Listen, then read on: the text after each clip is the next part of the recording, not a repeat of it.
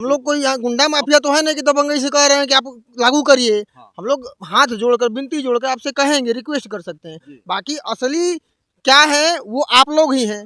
इसे अटल आवास योजना कर देना चाहिए, दीनदयाल उपाध्याय आवास योजना कर देना चाहिए, या तो फिर मोदी आवास योजना ही कर देना चाहिए। जैसे अभी एक नागपुर में देखने को मिला, स्टेडियम का नाम मोदी स्टेडियम रखा गया, तो उसी प्रकार से इसका भी मोदी आवास योजना करके या फिर योगी आवास योजना करके इसको आवंटित कर देना चाहिए। बसपा विधायक उमाशंकर सिंह जी हैं, ये जनता की बात नहीं कहते हैं। विकास केवल उनकी कंपनी है, खुद अपना विकास करते हैं। दोस्तों, इस वक्त हम हैं बलिया जिला के रफड़ा विधानसभा में। रफड़ा विधानसभा वही रफड़ा विधानसभा जहां से विधायक लगातार 3 बार से उमाशंकर सिंह जी हैं, और इस वक्त हम हैं विधानसभा रफड़ा के सिंगही चटी के बगल में। देखते हैं ये कमतैला ग्राम सभा में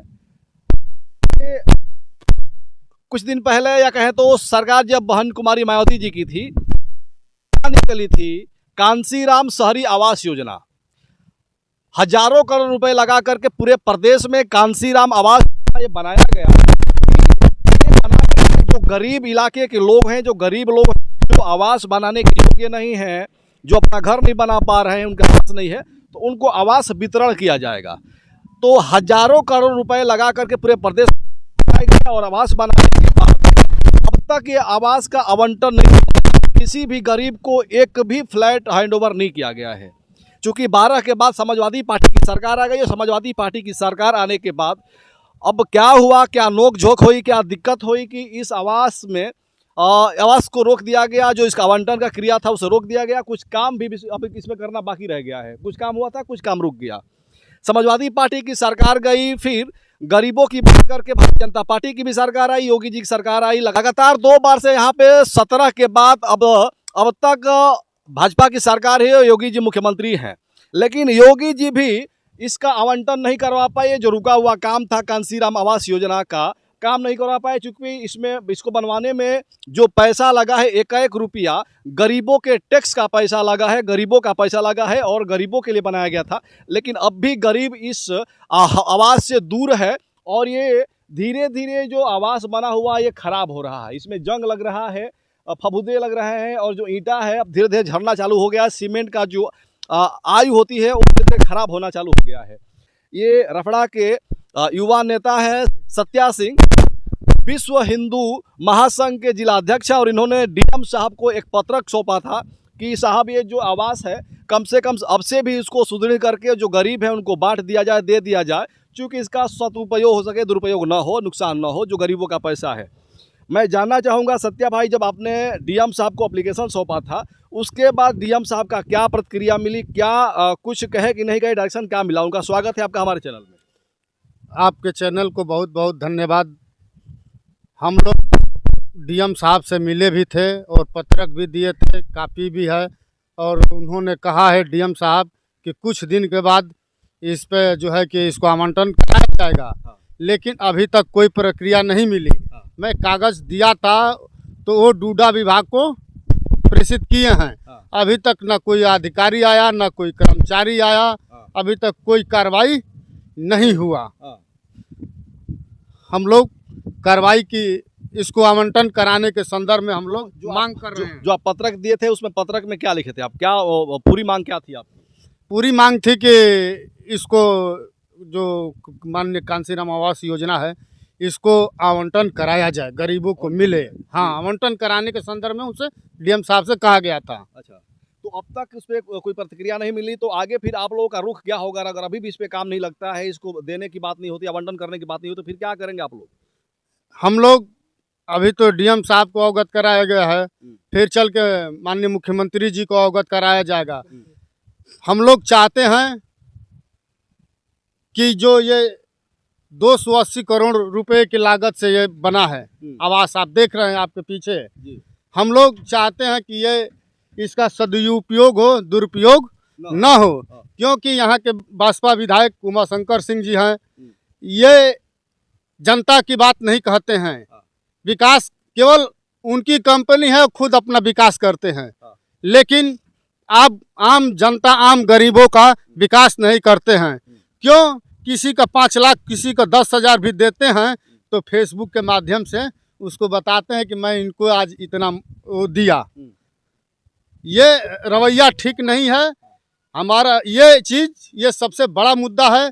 इस चीज़ को विधानसभा में इसकी बात उठनी चाहिए। विधानसभा से नहीं हो तो लोकसभा में इसकी बात उठे, लेकिन बात उठे जो है कि इसको आवास को जल्द से जल्द आवंटन कराया जाए। नहीं, आपका मुद्दा बढ़िया है कि ये गरीबों के लिए है और इसका आवाज़ जो है विधानसभा में उठना चाहिए, लोकसभा में उठना चाहिए, लेकिन इसकी बात ना कोई लोकसभा में करता है ना विधानसभा में करता है। लेकिन इस पे आवाज़ उनको उठाना चाहिए कि जो कि गरीबों का मसीहा कहे जाते हैं, वो कहते हैं कि मैं गरीबों का मसीहा हूं। उनके ठीक आवास के कुछ दूर पे ही ये ऐसा आवास बना हुआ है। गरीब इस पे आने के लिए इंतजार करते हैं कि अगर कभी आवंटन हो तो मैं वहाँ पर चल करके रहूँगा, एक अच्छा छत मिल सके, लेकिन ऐसा कुछ होता नहीं है। किसी गरीब को घर मिल जाए तो उससे बड़ा उसके लिए क्या चाहिए? गरीब को घर मिले, छत मिले तो उसके अंदर कितनी खुशी होगी, हाँ? आप अंदाजा लगा सकते हैं। आप देखिए, ये सरकारी भूमि है। माननीय विधायक जी का सब यही गिट्टी बालू सब गिरा पड़ा हुआ सब चल रहा है। आप देख ही रहे हैं। हाँ, ये सरकारी भूमि है और यहाँ पे विधायक जी का सब ये जो भी पत्थर वगैरह जो है रोड बनाने वाला, ये सब यहाँ पड़ा हुआ है। चूँकि खाली है तो कोई कुछ भी रख सकता है, बात अलग है। सबसे बड़ी चीज़ ये है कि जो ये आवास योजना है, आवास योजना मैं कहता हूँ कि कांसीराम आवास योजना है। जब सपा की सरकार आई, अखिलेश यादव की सरकार आई, तो कांसीराम के नाम से अगर इसको आवंटित नहीं कर सकते थे, लोहिया आवास कर देते, मुलायम सिंह कर देते, जनेश्वर मिश्रा जो भी उनके पार्टी के बड़े नेता थे जिनको आदर्श मानते हैं, उनके नाम से इसको आवंटित कर देते। या फिर उसके बाद अगर वो नहीं कर पाए, भारतीय जनता पार्टी की सरकार आई, तो जो योगी जी हैं, जो मोदी जी हैं, कम से कम इन लोगों को इस आवास योजना को, जो कांसीराम नाम से आवास योजना है, इसे अटल आवास योजना कर देना चाहिए, दीनदयाल उपाध्याय आवास योजना कर देना चाहिए, या तो फिर मोदी आवास योजना ही कर देना चाहिए। जैसे अभी एक नागपुर में देखने को मिला, स्टेडियम का नाम मोदी स्टेडियम रखा गया, तो उसी प्रकार से इसका भी मोदी आवास योजना करके या फिर योगी आवास योजना करके इसको आवंटित कर देना चाहिए। कुछ भी नाम रख करके अपनी सरकार में इसे आवंटित अगर कर दिया जाता तो गरीबों का कल्याण हो जाता और इस पैसे का दुरुपयोग नहीं होता, ये पैसे का एक अच्छा खासा उपयोग होता। सत्या भाई, क्या लगता है कि जो नेता है होते हैं, वोट मांगने के लिए आते हैं, विधायक बनते हैं, उससे पहले कहते हैं कि मैं गरीबों के लिए काम करता हूं, क्या नेता सच में गरीबों के लिए काम करता है या सिर्फ अपने लिए नेता और विधायक और सांसद बनता है? मैं तो आपके चैनल के माध्यम से भी कहना चाहता हूं, जो अपना विधायक मंत्री विधायक सांसद बनते हैं, इनकी निधि पहले खत्म कर दी जाए। हाँ, तब समझ में आ जाएगा बिल्कुल कि जनता का क्या होता है। सब जनता का ही टैक्स का पैसा नेताओं को मिलता है। हाँ, नेताओं का निधि का पैसा बंद कर दिया जाएगा, तब इनको समझ में तब आएगा। हाँ, तब काम समझ में आएगा। हाँ, आप जनता, गरीब का लड़का देखिए, प्राइमरी पाठशाला में जाते हैं पढ़ने के लिए, हैं जी, और कोई जाता है उसमें? कोई नहीं जाता है। लेकिन सरकार को एक मैं केंद्रित और करूँगा, मैं जोगी जी से हाथ जोड़कर निवेदन करूंगा, माननीय मुख्यमंत्री जी, आपके चैनल के माध्यम से मेरी आवाज़ उनके तक जाती है, तो इस आवास योजना को अटल आवास योजना या मुख्यमंत्री आवास योजना बनवा कर गरीबों में इसको आवंटन करिए। मैं तो धन्यवाद देना चाहूँगा सत्या भाई को, जो कि एक युवा नेता हैं और इन्होंने कम से कम हिम्मत जुटा पाई है अपने नेताओं के खिलाफ एक बात कहने की और एक मांग करने की। चूंकि आज की डेट में देखने को मिलता है कि जो जिस पार्टी का कार्यकर्ता होता है, नेता होता है, अपने नेता के प्रति बहुत कुछ कहना नहीं चाहता, कुछ बोलना नहीं चाहता, लेकिन इन्होंने हिम्मत जुटाया है कि मैं अपने नेता से भी इसकी मांग करूंगा कि जो हमारे दल के नेता हैं, जो भारतीय जनता पार्टी के नेता हैं, वो भी कम से कम इस योजना का कम से कम सदुपयोग करें, नुकसान ना हो। हमारे साथ देखिए ये आनंद प्रमुख जी हैं, ये भी लगातार इनके साथ में चल करके, हर कदम चल करके और इस आवास योजना को गरीबों में बांटने की बात कर रहे हैं। आनंद जी, क्या कहेंगे? लगता है कि इसका वितरण हो पाएगा और ये योगी जी भी इस काम को करवा पाएंगे? देखिए, वितरण होगा नहीं होगा वो अलग की बात है। वो जो गद्दी पे बैठा है, क्षेत्रीय गद्दी पे चाहे राज्य की गद्दी पे, मुख्यमंत्री जी को भी मैं कह रहा हूँ और विधायक जी को भी कह रहा हूँ, जहाँ से भी कार्य होना चाहिए, हम लोगों का कार्य है भाई अपनी आवाज़ उठाना, जनता की समस्या का आवाज़ उठाना। हम लोग एक इनका माध्यम बन सकते हैं, बाकी कार्य करे ना करे वो तो उनके ऊपर डिपेंड है ना। हम लोग भाई कमजोर हैं, निर्बल हैं, असहाय है, तो आवाज़ उठा सकते हैं। हम लोग कोई यहाँ गुंडा माफिया तो है नहीं कि दबंगई से कह रहे हैं कि आप लागू करिए। हम लोग हाथ जोड़कर, विनती जोड़कर आपसे कहेंगे, रिक्वेस्ट कर सकते हैं। बाकी असली क्या है वो आप लोग ही हैं। आप कैसे करेंगे, आप अपना परिचय कैसे देंगे, आप अपना संस्कार कैसे देंगे समाज को। आए आप गद्दी पे शासन कर रहे हैं, अगर गरीबों के लिए ये नहीं है तो किसके लिए है भाई।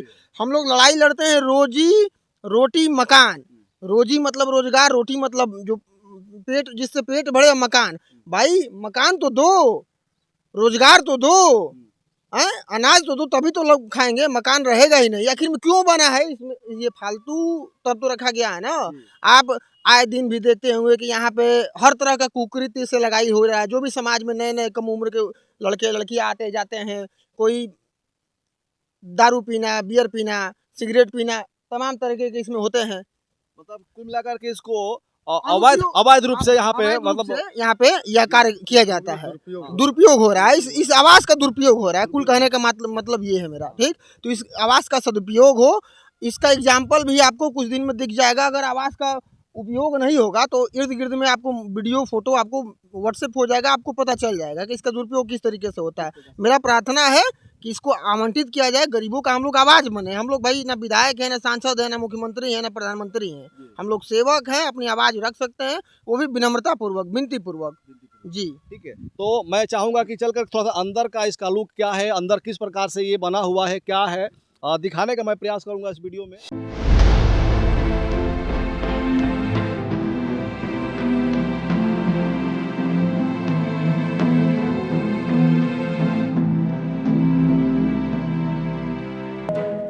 ये चारों तरफ देख सकते हैं, चारों तरफ झाड़ी लगी हुई है। चूँकि जब कोई नहीं रह रहा तो झाड़ी तो लगेगी ही। और किसी में ना कोई जंगला है, ना खिड़की है, ना दरवाज़ा है, कहीं भी कुछ नहीं। देखिए इधर लगा भी है, इधर लोहे का ड्रिल वगैरह लगा है, लेकिन दरवाज़ा नहीं लगा है। और इधर देखिए, उधर ये कचड़ा और लाइटिंग लोग किए हुए हैं। अब देखिए इनको खेत नहीं मिल रहा है, इसमें लोग लाइटिंग आकर कर रहे हैं। ये कितनी शर्म की बात है और कितना शर्मनाक। यहाँ पे लाखों और करोड़ों रुपए लगा है लोगों का, सरकार का, और इसका किस प्रकार से दुरुपयोग किया जा रहा है ये कहने योग्य नहीं है। देखिए जिधर देखिए उधर ये पूरा झोल झपाटा इस पर लगा हुआ है, कहीं कहीं ड्रिल लोहे का लगा हुआ है, लेकिन उसमें जंगला नहीं लगा है। अंदर किस प्रकार से इसमें गंदगी फैल हुई है, लोग लैट्रिन किए हुए हैं, क्या कहेंगे इस पर। सरकार हर लोगों को शौचालय ऑनलाइन कराइए, शौचालय पाइए, लेकिन उन लोग मानसिकता वैसी है तो मैं क्या कहूँ, मानसिकता अच्छी नहीं है। मतलब हर लोगों को शौचालय है, उसके बाद भी इसमें आकर के लाइटिंग लोग कर रहे हैं। अब कर ही रहा है तभी ना दिख रहा है। अब ये कह रहे हैं कि प्रधानमंत्री जी द्वारा सबके हर घर में शौचालय योजना चालू किया गया है, उसके बावजूद भी यहाँ पे आकर के ये अगर लाइटिंग इस आवास योजना में किया जा रहा है तो ये गंदा है, गलत है। लैट्रिन नहीं, यहाँ दारू और सब अड्डा ये बन चुका है। ये आवास में अवैध अड्डा बन चुका है। अवैध अड्डा बन चुका है पूरी तरह से अवैध अड्डा बन चुका है। समझ सकते हैं आपके अवैध अड्डा मतलब यहाँ पे क्या क्या होता होगा, क्या क्या कृत्य होता होगा, कैसे कैसे लोग आते होंगे यहाँ पे और किस प्रकार से यहाँ पे लोग रहते होंगे। ये शर्मनाक है, कहने के लायक नहीं है, हम आप बोल नहीं सकते हैं। बाकी सामने वाले समझ जाएंगे। और मैं भी योगी जी से चाहूँगा, महाराज जी से चाहूँगा, सरकार के लोगों से चाहूँगा कि इस पे विशेष ध्यान दिया जाए और इस आवास योजना का आवंटन किया जाए, इस पे काम किया जाए, इस योजना को और फिर गरीबों के लिए जो बना था गरीबों को दिया जाए, क्योंकि इसमें गरीबों का पैसा लगा है, लोगों का टैक्स का पैसा लगा है। सरकार अपने घर से पैसा नहीं लाती है, तो जो सरकार का पैसा लग चुका है, लोगों का पैसा लग चुका है, कम से कम बन गया है, बहुत कम मामूली खर्च में चालू हो जाएगा, चालू करके लोगों को बांट दिया जाए। बाकी इसी के साथ मैं वीडियो ख़त्म करना चाहूँगा। जय हिंद, जय भारत।